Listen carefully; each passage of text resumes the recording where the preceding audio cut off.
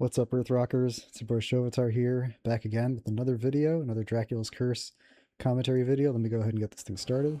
So this is going to be the first of my second quest Dracula's Curse videos. We're still in the JP version of the game, and the way that I'm going to do the schedule is I've already uploaded all the first quest JP videos, then I'm going to do the second quest JP videos, and the first quest US videos, then the second quest US videos. This video right here is a speedrun of JP second quest with Sypha as the companion. And because it's second quest, I'm already starting off with Sypha. This is going to be 90% Sypha, very little Trevor. But I start off the run playing as Trevor because, the reason I don't swap to Sypha immediately as soon as the run starts is because I do want to set up Trevor to have a fully upgraded whip, and I want him to have the dagger for the one thing he's going to do in the whole run. So he has those two things, and then I swap here because one of the differences between Sypha and Trevor is that Trevor takes less damage. So basically, like, I can swap anytime after I get the fully upgraded whip, and then before I get to this torch up here with the freeze in it, like, I could swap anytime, really. I just chose that moment because, like, that's the last moment Trevor could possibly give me any benefit, just because, like, I take less damage from that bat than I would have taken if I swapped to Sypha before that point. So it's a really minimal thing, but it's also like an optimization thing. It doesn't really matter because I'm not expecting to take that much damage in this stage, but level 1 on second quest, like, you really never know what can go wrong. So here's the first fancy trick that I do. I screw it up, unfortunately. Let me go back a little bit. So what's cool about Sypha is that the freeze spell freezes enemies and projectiles and turns them into, you can use them as platforms. And that's really like her main way of helping you out in terms of your traversal of the environment, where Grant has like the wall climbing, Alucard can turn into a bat, Sypha can use freeze to move around. And that's why, in the context of a speed run, you kind of want her to have freeze as much as possible, although it's trickier in the JP version of the game, because in the JP version of the game, you also want her to have lightning at certain points. I'll talk more about that later.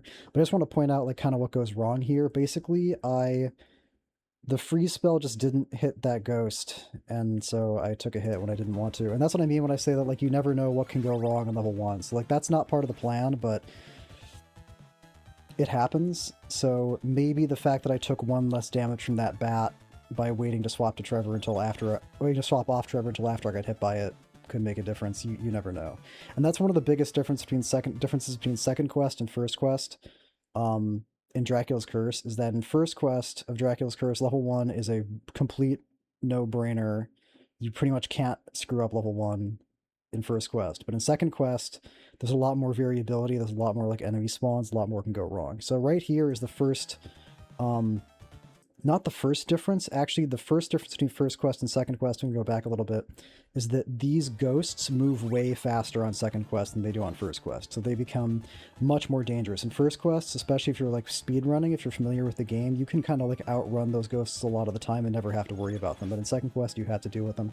Another change is that there's a double Medusa spawns here. They're spawning twice as fast on sec here than they would on first quest.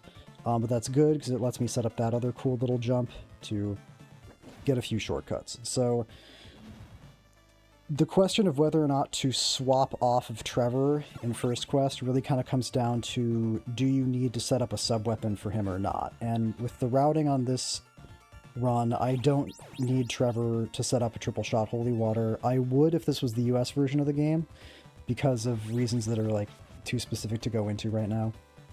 But basically, because the JP version is subtly different than the US version, I'm cool to just play Sypha from the beginning. That was a cool little move to kill that turret. I actually kind of forgot that I did that. I haven't watched this footage since I got it, which I think was about a month ago, so I'm going to be experiencing some of this alongside you guys. This little area right here, the last stretch before the boss, is a good example of when second quest level 1 can get dangerous on second quest, because the zombie spawns were good that time, but like, if you just think about it logically, like, well, first of all, the zombies can spawn way closer to you based on, like, what seems like random factors. That guy was pretty close, actually. The only reason I even made that jump is because I was anticipating it.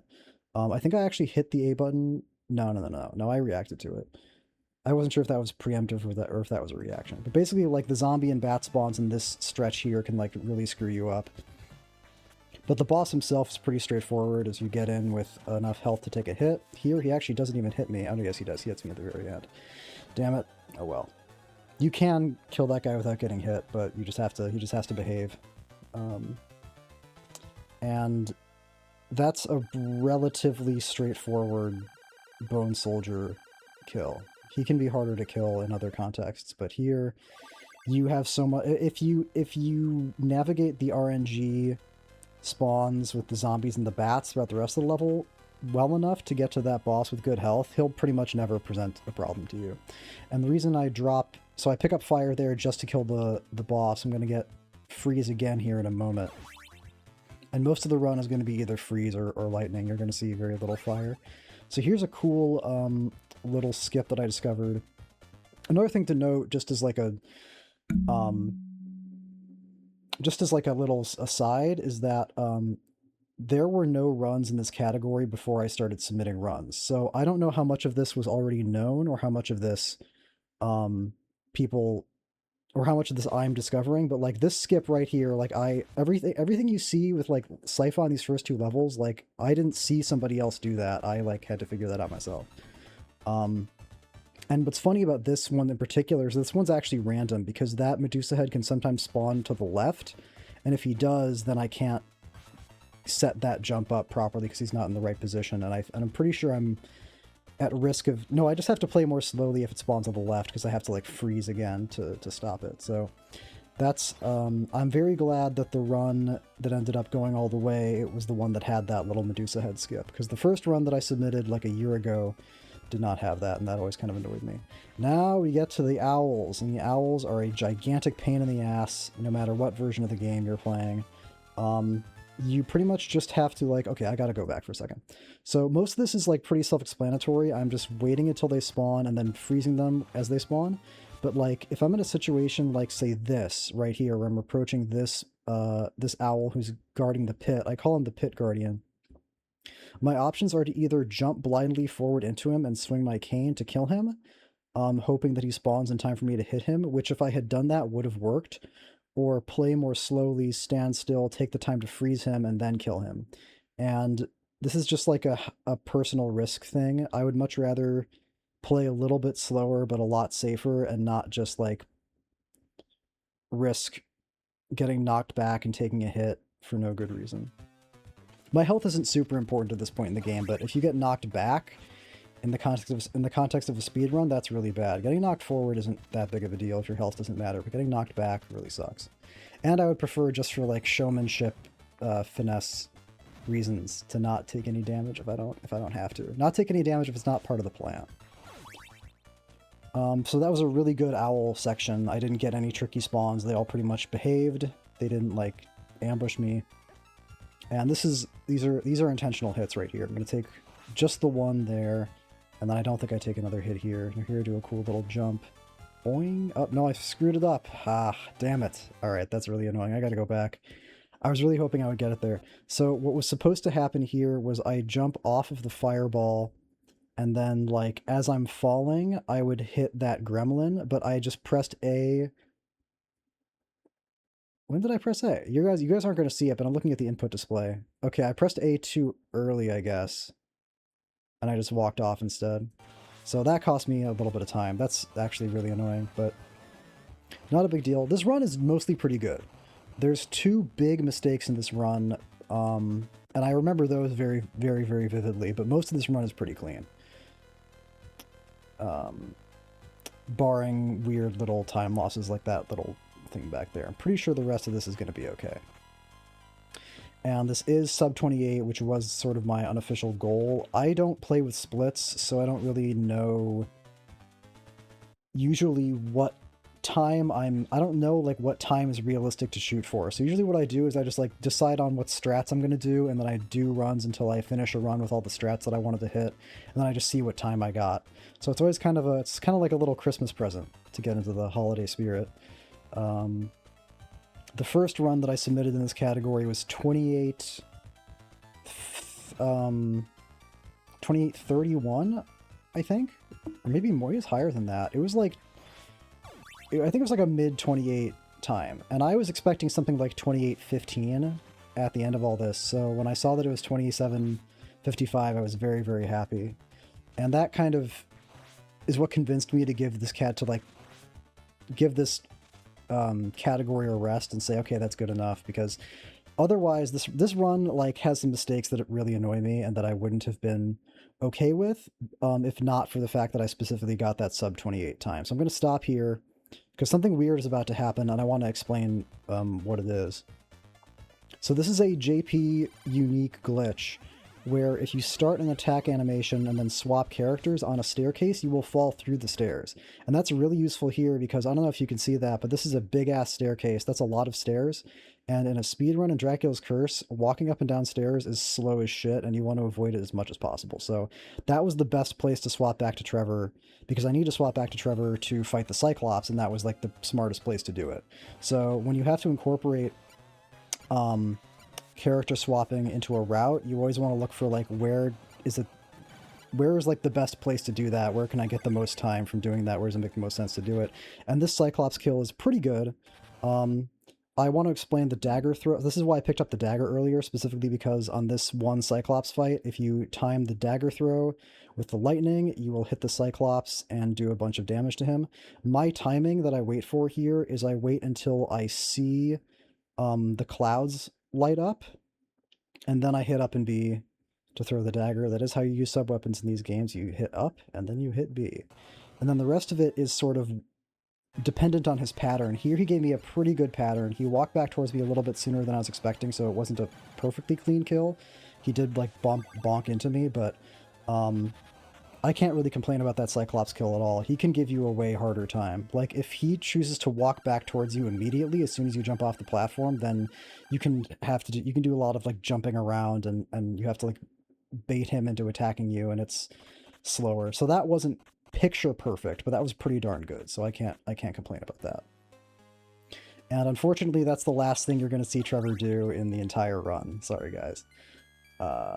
Actually, he's going to kill this guy, and then he's going to call it a day. Actually, no, he's going to pick up the stopwatch. This is actually important. This is really cool. Okay, so I attack. I swap back to Sypha to fall through the staircase, but guess what? Not only did I attack on the staircase, I activated the stopwatch, because activating the stopwatch involves hitting up and B, which triggers an attack. So I activate the stopwatch, trigger an attack, swap mid-animation to fall through the staircase to avoid this ghost that's spawning. Right, I don't know if you can see it. There's like a little white dot next to that lantern. That's a ghost that's spawning in. That's like super fast, and it's a giant pain in the ass. And using the stopwatch freezes the Doulahan in place down there so I can jump down and kill it without having to worry about it. Otherwise, it's also a gigantic pain in the ass. So, like, that was a really cool little maneuver. I'm going to let that play out. I'm really proud of that. I'm really proud of figuring that out. And this was the best place to swap back from Trevor to Sypha, because I was able to fall through a staircase and not have to walk down it. It saved me a lot of time. And I need to be back on Sypha for most of 4A. Or for 4B, basically. This is where Sypha is super, super helpful in second quest, specifically because in first quest, she doesn't have access to freeze at this point.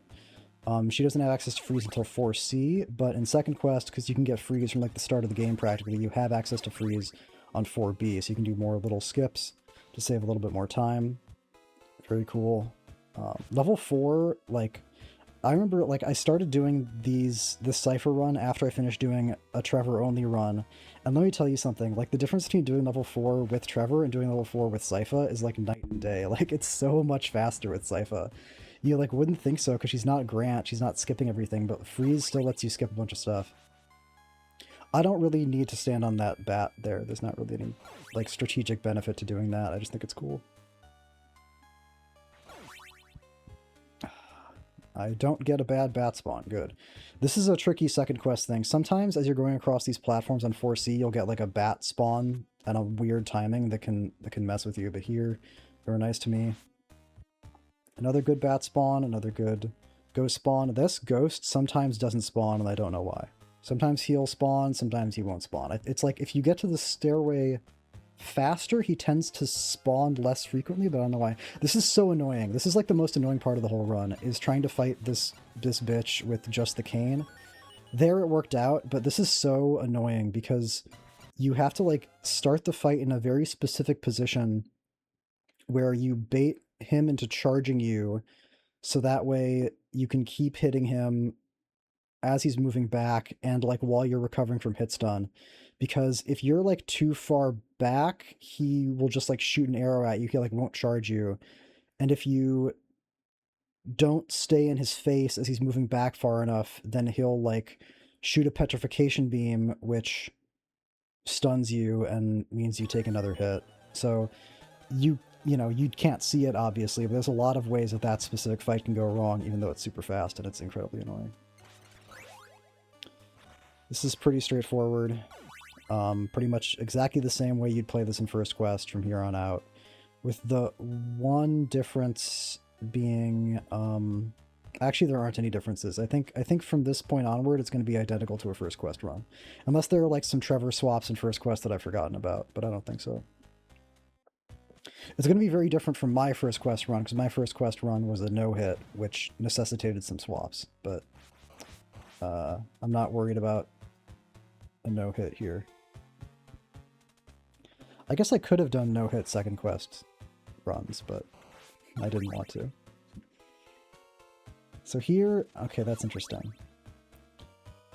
I think, okay, here's one difference. On First Quest, what you would do here is you would go down the staircase, and then you would jump off of this platform to damage boost off of the ghost onto the far platform. But here, I'm pretty sure because of the way damage on Second Quest works, if I tried to do that, then I would die on the Monster Mash. Excuse me, sorry, gosh.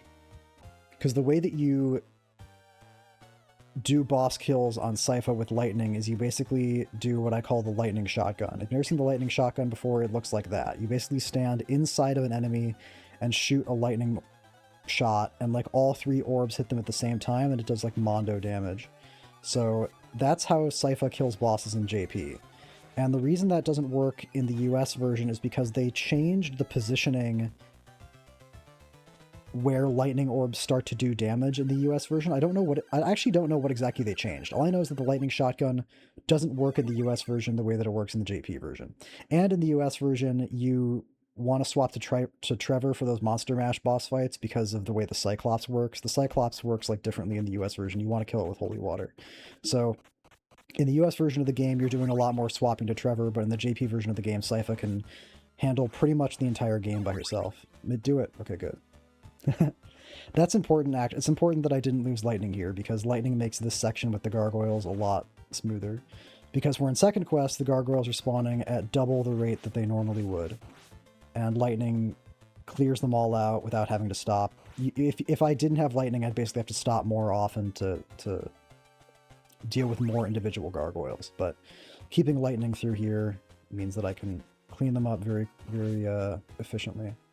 But it wouldn't have been... I probably wouldn't have reset if I accidentally lost lightning there, though, because there's another lightning right... Go back. Where am I? Right above where I am here, that torch above me right here, there's another lightning / cross in there, only on the JP version of the game. Another nice thing about playing Sypha on the JP version of the game is that the JP version is much more generous with sub-weapons, and Sypha kind of needs lightning and freeze to do her thing. I mean, I guess Trevor needs holy water, but Trevor kind of only needs holy water and doesn't get much benefit from any of the other sub-weapons. But Sypha gets unique benefits from freeze and lightning, so the more of both of those you have available for you in a level, kind of the better she is and the more things she can do.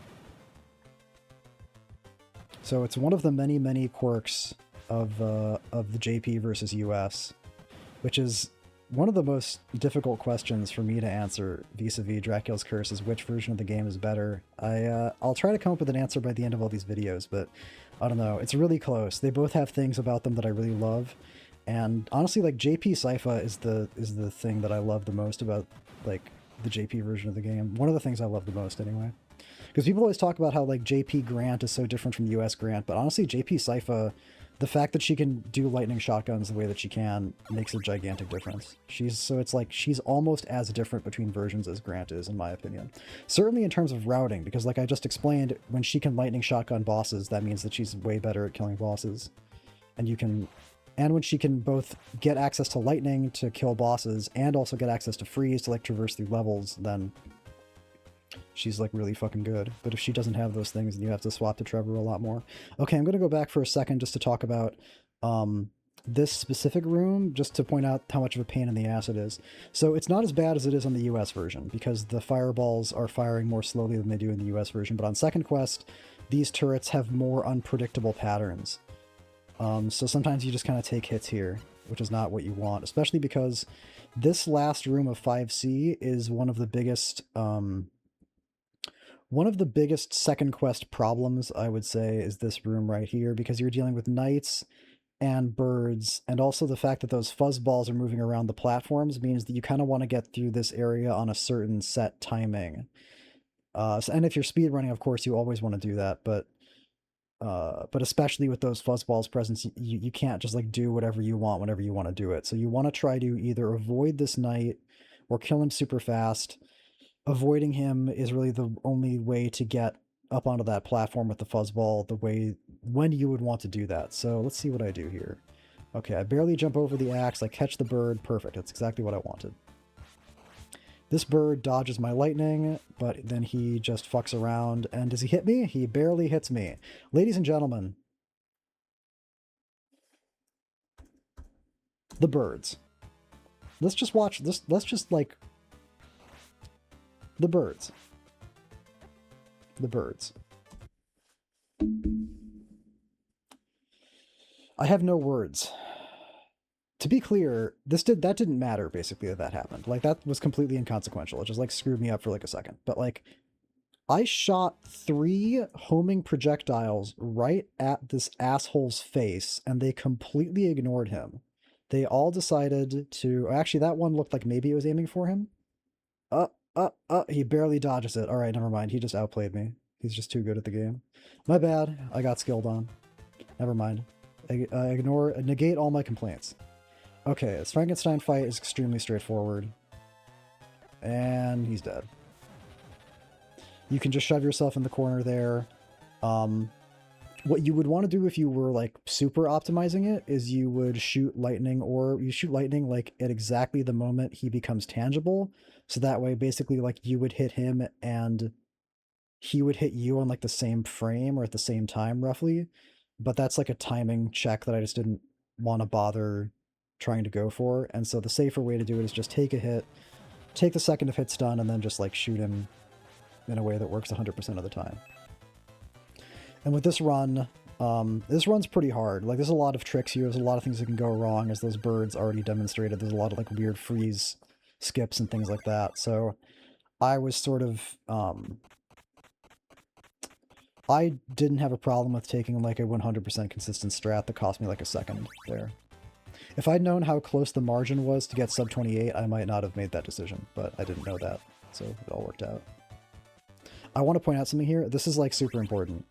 Not taking unnecessary hits on level 6, I mean, I'm talking about getting that jump over the knight there. You could, well, actually you can't. Normally you would kill this guy, but I want those 5 hearts. Normally what you would do here is you would ignore the 5 hearts on this torch here, and you would just like walk up to the knight and then just like lightning shotgun him. Because the knights on JP version have 6 HP, which means they die to 1 lightning shotgun. Because the lightning orbs do like 2 damage each, so a lightning shotgun does like 6 damage pretty much. Damage measured in terms of like 1 whip swing, like 1 whip hit. But because I want the 5 hearts in that torch, I can't really... It's faster for me to just jump over him here. And this is, like, pretty consistent. It's close, but, like, if he throws high there, I have the timing down really, really tight. And that's a thing to note about the knights, is that whether they throw high or low is completely random. I know people have, like, conspiracy theories about holding up or holding down to influence them. And I think that works if you're, like, tassing it, but I don't think it... But it's not, like, a 100% consistent thing. Like, if you hold up, they'll always throw up or something like that. That's a conspiracy theory.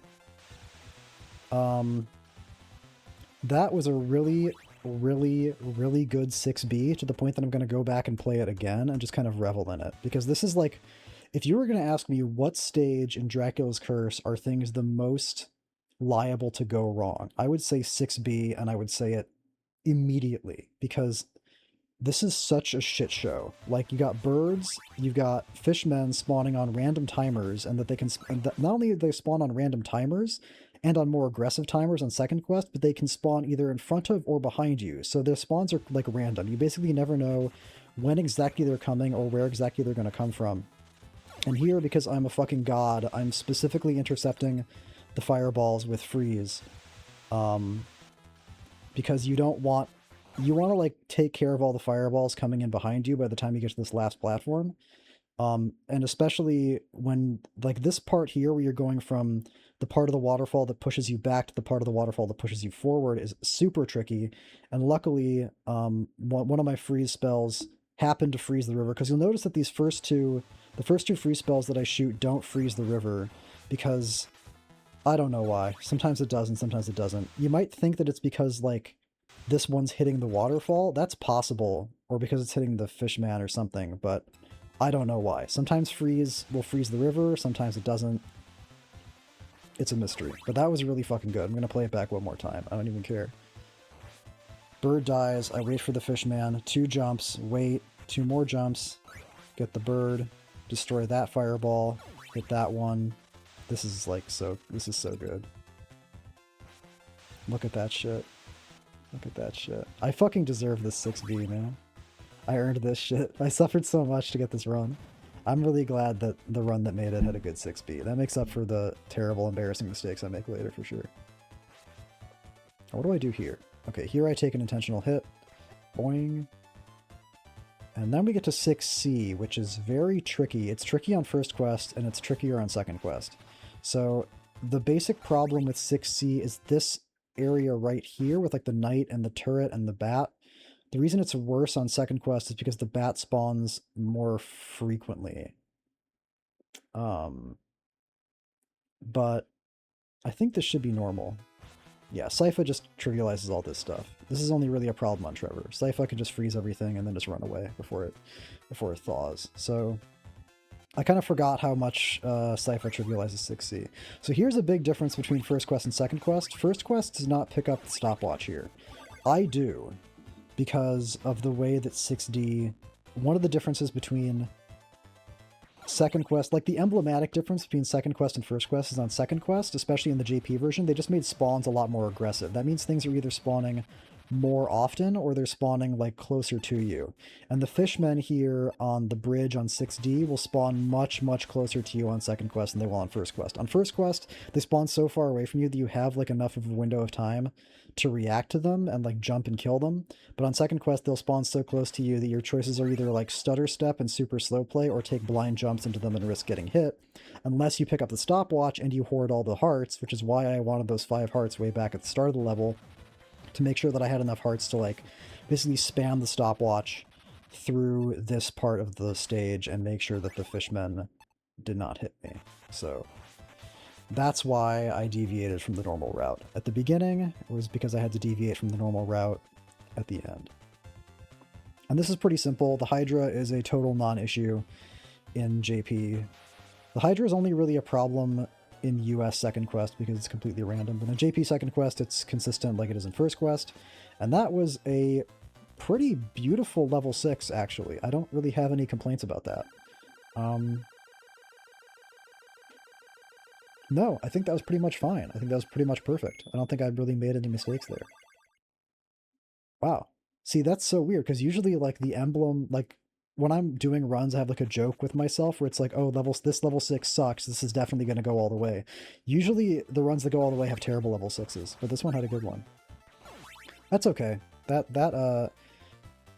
I'm really happy about that, because level 6 is like a big time swing. Level 6, because when level 6 goes wrong, it goes really, really wrong. You can get like juggled around and take a million hits and get totally screwed up, but that was pretty much fine. And here's the first big mistake of the run. I mess up this freeze here, but by some miracle, I freeze the gremlin correctly on the second attempt, pretty much as soon as he unfreezes. I just happen to freeze him in a perfect spot that I can make this skip work. So the way this is supposed to go is you're supposed to freeze the gremlin, jump up onto the gremlin, and then jump up onto the second platform. But here I froze the gremlin too early. And so he was too far up and I couldn't make the jump. But I decided to, and I just kind of like am panic, like spamming the B button here. Just like, this is so weird. I'm sorry, I'm like mesmerized by this. This is so weird. So I basically, by some miracle, accidentally freeze the gremlin in a perfect spot on the second attempt and then get up there. But I'm not out of the woods yet because I just spent like a bunch of hearts, and your heart economy in this level is really tight. Like, you want a certain number of hearts, but guess what? I just got 2 random heart drops from the harpy and the gremlin that just totally bailed me out. Like, that saved my ass so hard. So I lost time from screwing up that trick on the first attempt, but I didn't lose the run literally just because I got lucky with those random heart drops. If I didn't get those random heart drops, I think I would have run out of hearts before doing what I needed to do here. So that was like insanely lucky. And then speaking of insanely lucky, oh my god, I gotta watch that back. This is so close. So this is like, I remember seeing this in the world record first quest run and not really understanding how this worked. So I'm gonna play this back in normal motion one time, then go back in slow motion and like explain what the hell's happening here. Okay, so the first thing you want to do is you want to freeze a fireball right in front of the turret, and then also freeze the turret with the same freeze spell. The timing I wait for is I basically wait until the first fireball is like almost hitting me before I hit B. I need some water.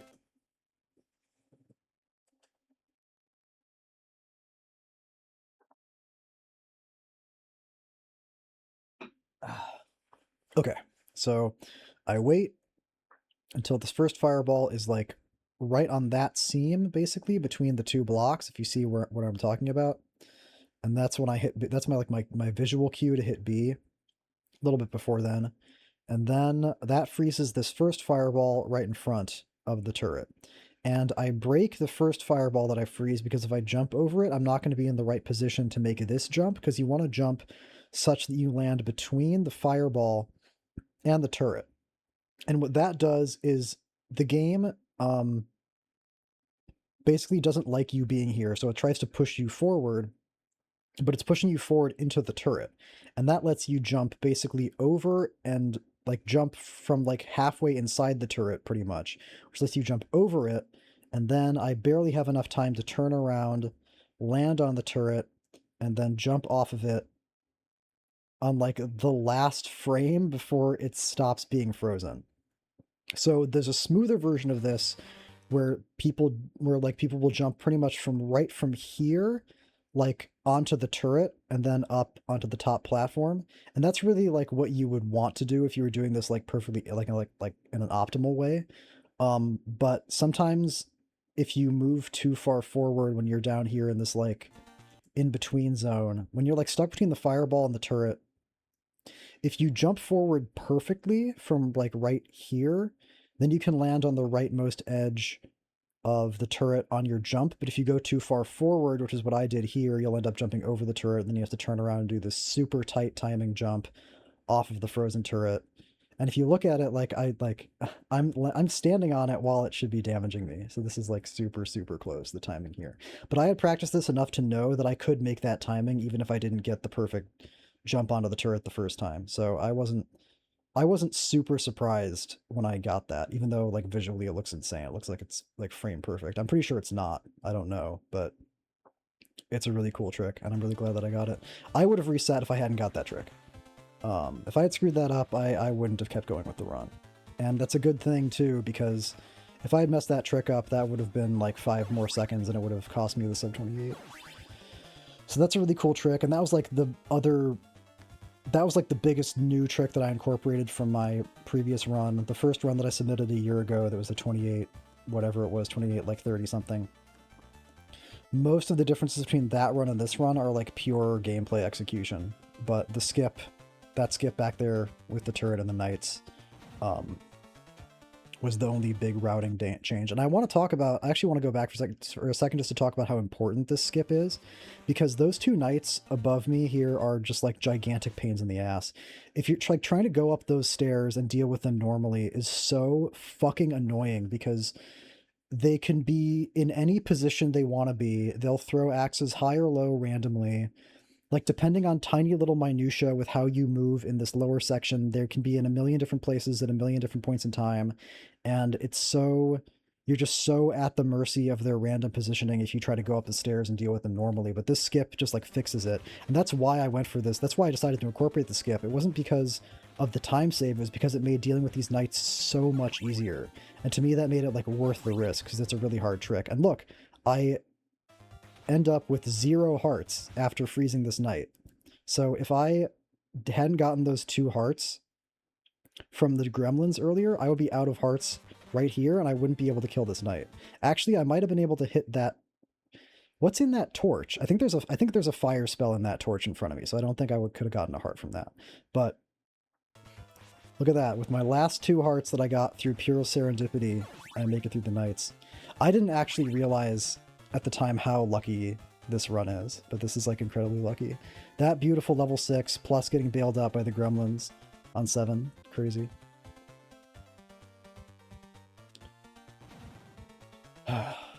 That honestly, like, okay. I knew the rest of the run was good, but that kind of makes up for the mistakes earlier. Here I freeze. Okay, I don't freeze all the birds. I should have froze all the birds, because this is like a major oh, actually, no, it doesn't matter on JP. Sorry, I'm contradicting myself. Basically, this is a big danger zone for like sub-weapon drops, which I haven't talked about so far because I've been dodging those really well too. I've just been getting lucky. Sub-weapon drops haven't like affected me in this run so far. But sub-weapon drops can be very impactful for Sypha because she needs specific sub-weapons to do specific things. You know, nothing else can do what lightning does, nothing else can do what freeze does, but again, the fact that the sub-weapons are so much more plentiful in JP makes it more conceivable to recover from bad sub-weapon drops than it would on US. But all the same, like, you pretty much never want to deal with random sub-weapon drops. So the safe thing to do back here would be to freeze the birds instead of killing them, because if you just freeze them, or if you freeze them and then kill them, then they won't drop sub-weapons. But I don't want to. Yeah, freezing and killing them is safer, because if you freeze them and then keep going, sometimes they can unfreeze and come at you from like weird angles, and I really want to go into the boss fight here at full HP, because I'm going to be doing a lot of lightning shotguns. I need literally full health in this boss fight if I want to do it properly. So you got to be very, very careful with those birds. It's justified to go a little bit slow there just to make sure that they die and make sure they don't screw up your boss fight, because not doing this boss fight correctly would lose you a lot more time. Okay, I think this is going to go pretty much picture perfect, just like level 6 was. Let's find out. And boing. All right. Dead mummies. Perfect, pretty much. The timing on the mummies is like pretty... Oh my god, fucking annihilated. Holy shit. I tore that Cyclops a new asshole. Jesus Christ. Like, seriously, look at that. I'm just gonna... Okay, look at how much damage that lightning shotgun did. That's all his health gone. That's 15 squares of HP gone. I don't even have to shoot lightning again. I can just smack him with the cane and he's dead. That's so cool. I fucking love this game so much, man. I love JP Sypha so much. I love the lightning shotgun. It's like the coolest shit. Okay, this is really hard, this devil fight here, but do I get it? I get it. Yeah, I got it. Okay. So I want to point out how hard this is. So you need to do... So what I talked about before with the Frankenstein boss, where you can like shoot lightning and take a hit at the same time, that's what I have to do here, because the timing to kill this guy before his third jump is so tight. And you want to kill him before the third jump, because the third jump is a long jump that wastes a lot of time. So I have to kill this guy pretty much right when I killed him. And what I do here is I'm looking for a specific visual indicator. As soon as I can see his legs, that's when I hit up and B. I wait until I see his legs, I hit up and B, and that gives me the right timing pretty much every time. And then the rest of this is just a very careful matter of not getting hit by his hitbox, because his hitbox is a little bit wider than he is. And you have to be so careful here because as cool as the lightning shotgun is and as cool as lightning is very finicky. Where if you don't hit the shotgun right, then the lightning orbs will get confused and they'll just like fly around going, oh, what's going on? I don't know what I'm doing, like what they're doing right now. If they don't impact the devil as soon as they come out, then they like don't know what to do and they fly around and they get confused. So that's a very like all or nothing boss fight for sure. And as you can see, I needed every point of HP that I had. I fucking love this game so much. I'm so happy to be talking about this game. I'm talking too much about this game. I'm like losing my voice and we're not even at level 9 yet. Okay. So unfortunately, fortunately for me, but unfortunately in general, because I had to use lightning to kill that boss, I can't do any freeze skips on 8, which is a shame because freeze saves a lot of time on 8. And actually, I mean, that's like the God run would be, because freeze can randomly drop on level 8. So the God run would be going into level 8 with lightning and then getting a random freeze drop. Which has happened to me before, but unfortunately I never closed out any runs that ever did that. So that would be like perfect optimized like TAS routing would be like manipulating a freeze drop on level 8 after killing the bosses on level 7 with lightning. And here this fucking guy with the bones just doesn't die. This level 8 is actually a little bit sketchy. There's another mistake that I make later here too. I guess I should point out what I was like cringing over. So like this lightning orb, okay, I really want to kill that bone thrower up top here because that basically frees up a lightning orb to kill stuff up top later. But here, where do these actually go? Okay, one hits the torch, one hits the bone, and the other one decides it's going to kill the blob and misses horribly and flies off into the netherworld. Okay. And because that bone thrower is still alive, this top orb that I wanted to hit the red skeleton is instead gonna like fly off into, where did it go? This is the thing about lightning. Lightning is an extremely powerful tool, but it's very finicky. Where is it going? Where's it going? It's flying directly into the floor and now it's gone. All right. Okay. Okay. Literally straight down into the ground. Whatever. And it did it again. Don't know why. So here, this is tough. That's like the second big mistake that I made there. So here's what's tricky about this. What you would want to do optimally is you would want to jump up onto this platform here, then jump up again and immediately lightning shotgun him. But the problem is if he throws low, then like if you try to jump up on that platform on the timing that you want to, you can get clipped by that axe through the floor based on the trajectory of your jump. So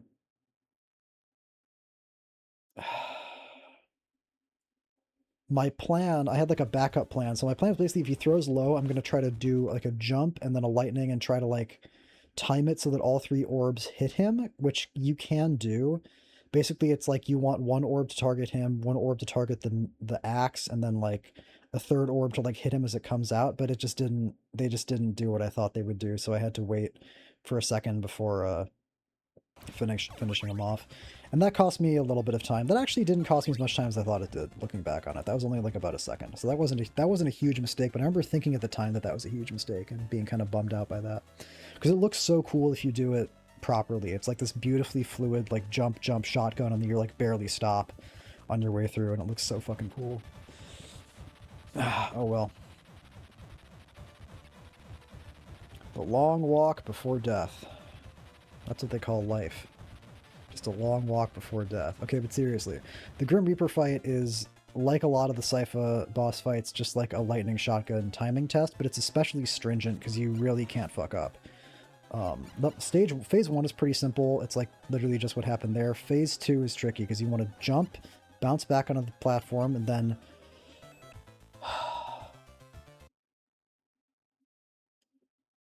I'm so happy.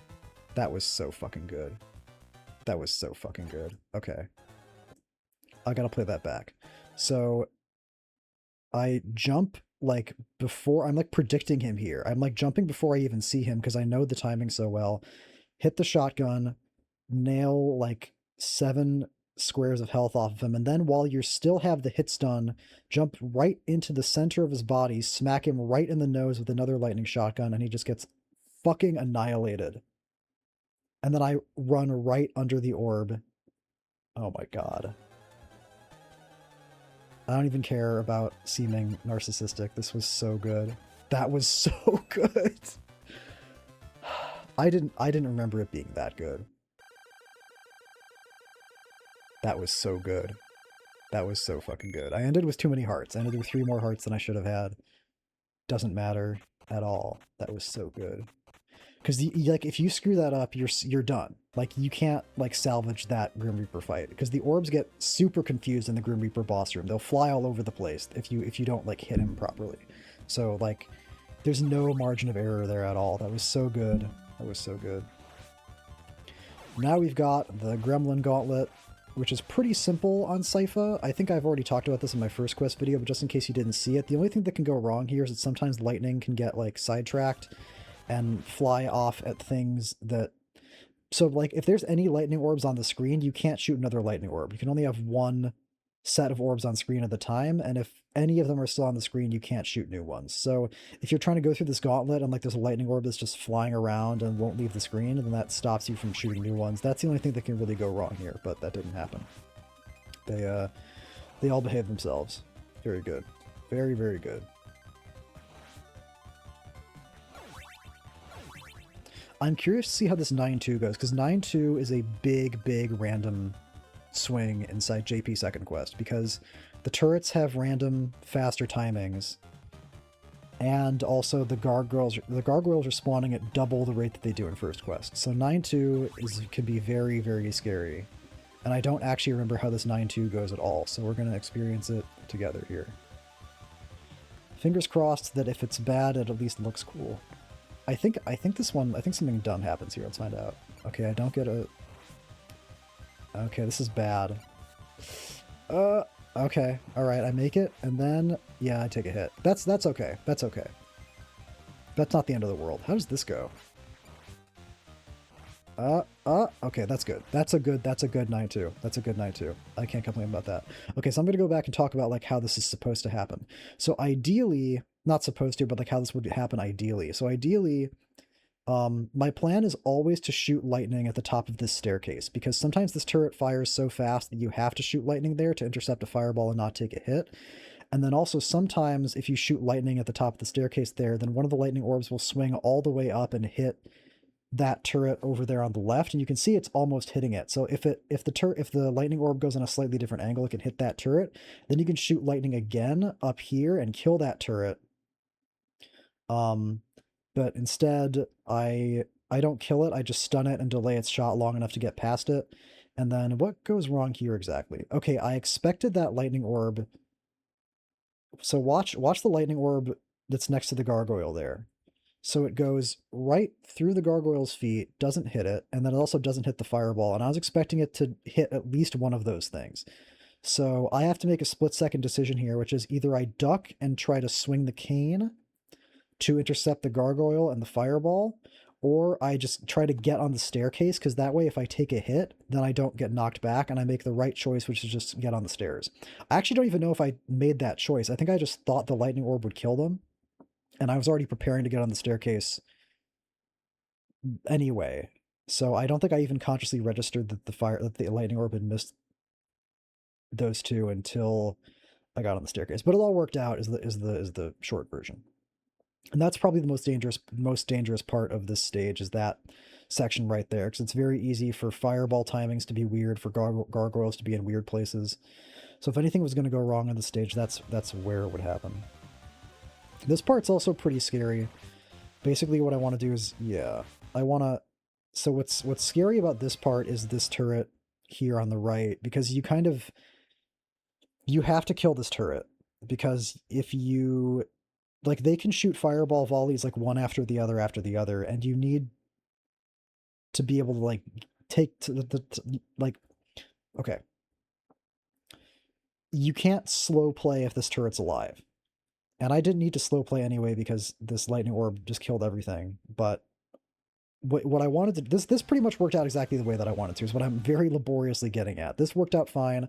One lightning orb hit the turret here, and then a second one hit it here, and then the other turret on the left had got hit with a lightning orb before, and so this all worked out. This part worked out. Let me go back and just play this all continuously. Not exactly what I wanted, but it's fine. I don't get a fast pattern. They let me through. I barely avoid dying, and then this goes pretty much exactly according to script. Okay. I love 9-2, by the way. 9-2 is like one of my favorite stages in the whole game, but boy oh boy is it a pain in the ass. And every time you get through it like that, it feels like a fucking miracle, because it is. I got so lucky. Like, there were a million places there where if RNG had been different, I would have gotten crushed. And look at that beautiful sub-weapon drop completely out of my way. I got so lucky this run, man. I got so lucky this run. I had no idea. Man. And it's important that I don't take too many hits on 9-2, because I'm pretty sure my plan here is not to pick up the meat before 9-4. I pick up the freeze here. So I need freeze because I'm going to do one last freeze skip on 9-4. So 9-4 is tricky because you have to do a really scary freeze skip that is very, very prone to going wrong. Then you have to go do a boss fight against a boss that's very unpredictable and can really... So it's like... I'm going to have to freeze birds and then jump on birds to get through 9-4, and the birds can do whatever the fuck they want. They're completely random. Well, not like 100% random, but they're very, very random. And then I have to go fight a boss that's going to behave in ways that are super, super random. So this is going to be scary. And at this point, I think part of what, like, me making those mistakes back on 7, like with the bad gremlin freeze, kind of was helpful, because I wasn't thinking of this as a really good run. I wasn't really cognizant of like how good this run was. I was like more laid back, like, okay, this run's like okay. I didn't realize I was on like sub 28 pace or anything like that. And how do the birds behave? They behave beautifully. Kill one, jump on the other one. So good. And I just want to point something out real quick, which is that the bird skip is 100 times easier in JP than it is in US. It's much harder in US. Their hitboxes, like, you'll notice I'm standing on the bird, and his hitbox is basically like one bird taller than he is. It's basically twice as tall as he actually is. In the US version, the hitbox is not that forgiving at all.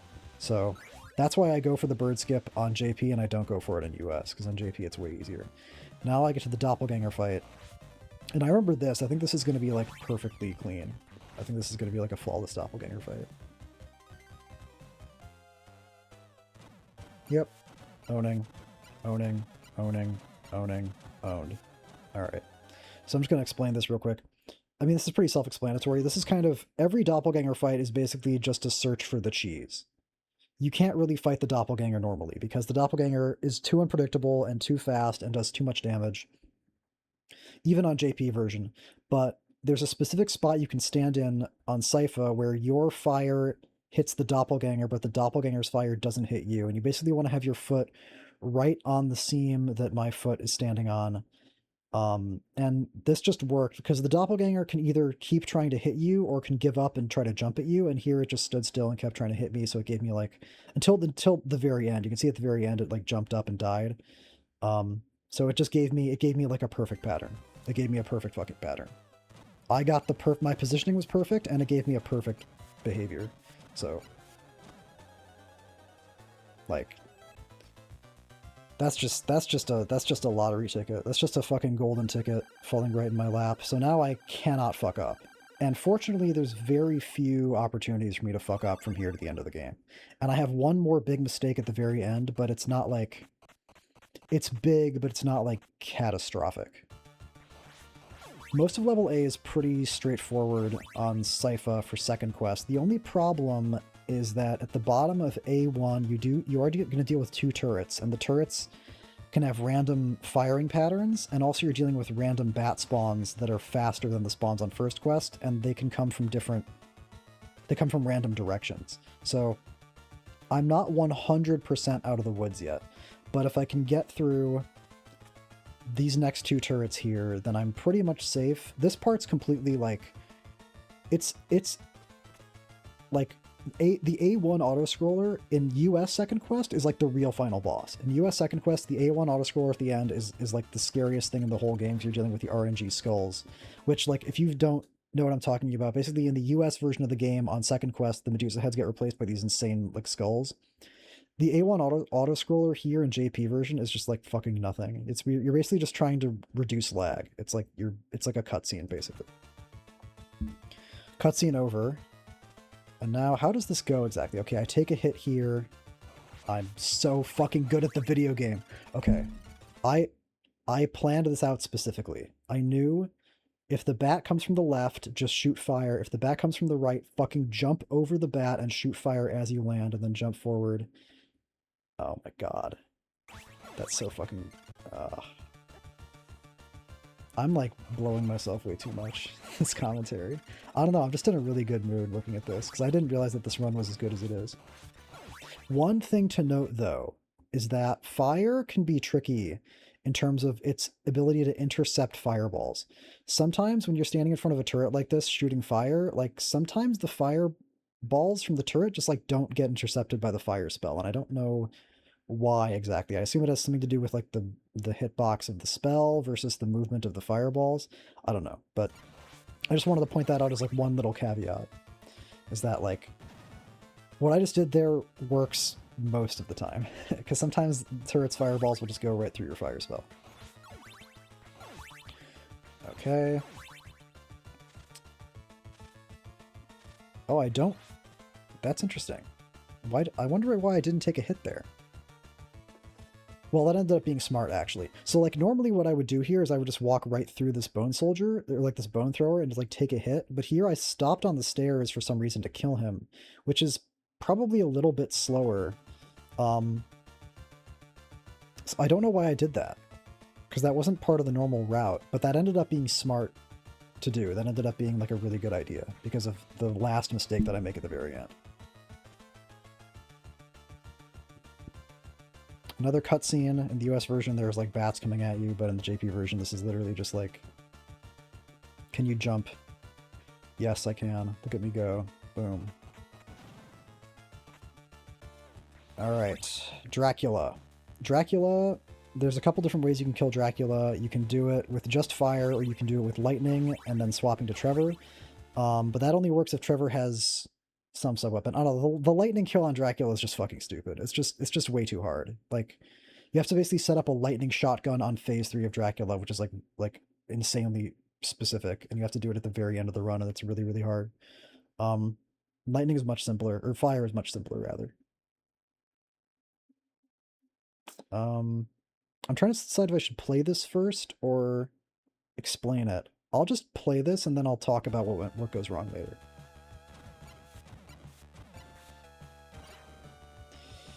So that was not how phase 1 is supposed to go, and that's my last big mistake of the run. And it's a pretty heartbreaking one, because I usually like my Dracula fights to be, like, totally clean. But this is just hard. It's just hard to do phase 1 of Dracula in JP version with fire, because you basically have to hit him with 5 fire spells in a very tight time window. You have to hit him once as he gets up, and then 3 more times here. And I want to point something out. You guys aren't going to see it because you guys can't see the input display in the commentary. But I'm looking at the input display now, and I hit the B button here like literally 1 frame too early. I remember being shocked when I swung my cane here, because this was supposed to be the 4th fire spell, and then you walk forward and you shoot the 5th fire spell. But instead, I swung the cane, and it was literally 1 frame too early. Literally 1 frame too early, because the fire spell works like the lightning spell, where you have to wait for the fire spell to completely dissipate before you can shoot another one. And I hit the B button on, like, the last frame of that fire spell being visible. I was fucking shocked that I made that mistake. So, okay, it's not like literally the last frame. It's like the last 1, 2, 3 frames too early. So that's not 1 frame, but, like, that's still, like, pretty fucking tight. So that's really upsetting, but now I have to improvise, because the phase 2 Dracula kill is sort of, like, set up I'm used to doing it based on the positioning of killing him next to the throne. So here I have to try to figure out, like, can I even do this with him in the middle of the room? I didn't practice this at all. Excuse me. But it works out, basically. I think this is, like, pretty much as good as this could have been. And I don't end up losing that much time to the screwed up Dracula kill. I probably lost about, like, 3 or 4 seconds. But phase 2, I improvise and I survive. And it ends up being good that I didn't take that hit earlier from the Bone Thrower, because if I had taken that hit earlier from the Bone Thrower, I don't remember how much damage Bone Thrower is due to Sypha on JP second quest, but it might be 5 damage. If it was US, it would be 5 damage. Let me stop like nattering and just like let this play out real quick. 3, oops, 4, accidentally get clipped. Improvise, just like try to do like what I did from the left side of the screen, what I would normally do from the left side of the screen, like from the middle, and it just kind of works out. Man, I'm so lucky that worked out. And then phase 3 is extremely easy on JP. Getting the one phase Dracula with fire is literally like a walk in the park on JP compared to US. On US it's really hard, but on JP it's just like the simplest shit in the world. So I wasn't worried about phase 3 at all. Phase 1 is the only part of the run that's hard, and here unfortunately I screwed it up. Kind of a big blemish at the very end, which I'm not happy about, but seeing how good the rest of that run was, I'm okay with that, because like it's really not a tremendously big deal. It's like I said, it's probably like 3 or 4 seconds. And I think I compared it actually to my, because I had a perfectly clean Dracula kill in the first run that I submitted, the old one, the like 28, 20 something. And I think this one was only about 3 seconds slower than the last Dracula kill. So really sucks that I had that last little problem at the end. But the rest of the run was so good. The bird skip on 9-4 was so good. The doppelganger was perfect. The Grim Reaper was perfect. Level 6 was perfect, which is like a big like potential problem area. So overall, I'm really, really happy with this run, and I'm really, really glad that I got it under 28 minutes, even though I didn't even know that was in the cards at the time that I was collecting the footage. Like if I had, because like I said, I don't play with splits. I don't really know what my time is always going to be. I just have whatever my last run is, and then like estimates based off of whatever new improvements I'm implementing into the run. So if I had done this, if I'd gotten this done and I'd gotten like a 2801 or something, I would have been absolutely heartbroken, and I probably wouldn't have posted it. Well, I don't know. Maybe I would have. So maybe it's, what I'm saying basically is like this run's not perfect, but it's pretty damn good, and I'm pretty happy with it. Like, my memory of this run was predominantly of the mistakes, which is why I was so shocked at the parts of the run where I was doing well, because I didn't really remember how well the rest of the run went. I knew 6 was good, I didn't know 6 was like perfect, and I'm pretty sure that 6 was perfect. Perfect with my routing, perfect with lots of asterisks. So yeah, I'm really, really happy with this. This route was really fun to play, and it was really fun to figure out, because like I said, there were no runs in this category before I submitted mine. So I was kind of figuring all this stuff out on the fly. Obviously you pull a lot of stuff from the JP first quest run and then the US second quest run, which there were prior runs of those, but like JP is a different thing, so you have to sort of integrate those in a way that makes sense for the run, and that was a really fun learning process, and it was really fun just to like actually play, because Sypha is so satisfying in JP. I love doing the freeze skips, they're super fun to do, they're super exciting, and the lightning shotgun is so satisfying and so incredible, and it feels so good to just like make bosses explode and kill knights in one hit and all that stuff. So this was a ton of fun. I don't know if I would say this is my favorite category that I did runs for, but it's definitely one of my favorites, and definitely extremely fun, and more, I'd say, yeah, maybe the most fun category that I did runs for would be this. So that's why I'm glad that this one turned out to be good, because I really, really like the category. I think that's all I've got to say. I don't think there's anything I missed. I think that'll do it. I'm sorry for the slight delay in my upload schedule. I've got some real life stuff going on that I'm dealing with, but you don't give a shit about that. It doesn't matter.